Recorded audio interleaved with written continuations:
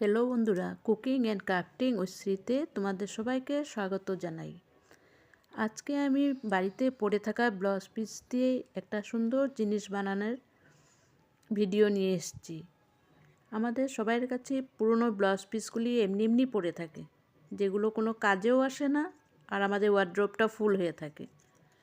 তার চেয়ে ভালো আমরা এগুলি দিয়েই কিছু একটা বানিয়ে ফেলি।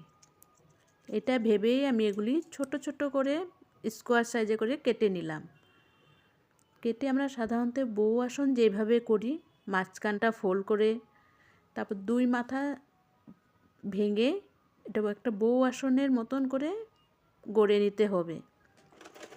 এখন আমরা চাল বা আটা আনার প্লাস্টিকের যেগুলি ব্যাগগুলো থাকে, সেই ব্যাগটাই আমি কেটে চারদিক কেটে সুন্দর করে বড় করে নিয়েছি। এখন এই ব্যাগটার থেকে ব্লাউজ পিসের ছোট ছোট টুকরোগুলো দিয়ে বউ আসনের মতন করে বটে নিয়েছি প্রথমে হাতে, তারপর একটি একটি করে ব্লাউজ চালের ব্যাগের উপরে আমি সেলাই করে যাচ্ছি।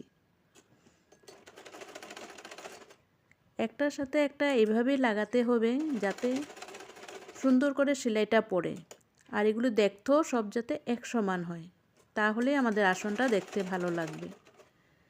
এইভাবে এটা চারদিক ঘুরিয়ে ঘুরিয়ে আমাদের সেলাই করে নিতে হবে। তারপর চারদিকটা সেলাই হয়ে যাওয়ার পর লম্বা করে আমরা চুড়িদারে ওড়না হোক বা শাড়ি হোক তেমন কিছু একটার থেকে একটা কাপড় কেটে নেব। 4 ইঞ্চি মতন চওড়া রেখে লম্বা করে কাটতে হবে। এখন এটা বউ আসনের মতন করে যেগুলো আমরা সেলাই করেছি, এটার উপরে যেগুলো ঝুলঝুল বেরিয়েছে তার উপরে এই পট্টিটা আমরা বসিয়ে দেব, যাতে নিচের টুকরোগুলো দেখা না যায়। এইভাবে করে সমস্ত আসনটা আমার রেডি করে দেব। চারদিকটা হয়ে যাওয়ার পর মাঝখানে থাকা অংশে আমি শাড়ির পাড়ের দু সাইডটা জয়েন করে বসিয়ে দিলাম, তাহলে দেখতে একটু অন্যরকম সৌন্দর্য একটা এসছে। এই গোল্ডেন কালারের পাড়টা বাড়িতে এমনি পড়া ছিল, যেটা কোনো কাজেও আসবে না, তাই ভাবলাম এটার মধ্যে লাগিয়ে নিই। আর যেমন ভাবা তেমন কাজ, লাগিয়ে নিলাম। দেখতেও এটা খুব সুন্দর লাগছে।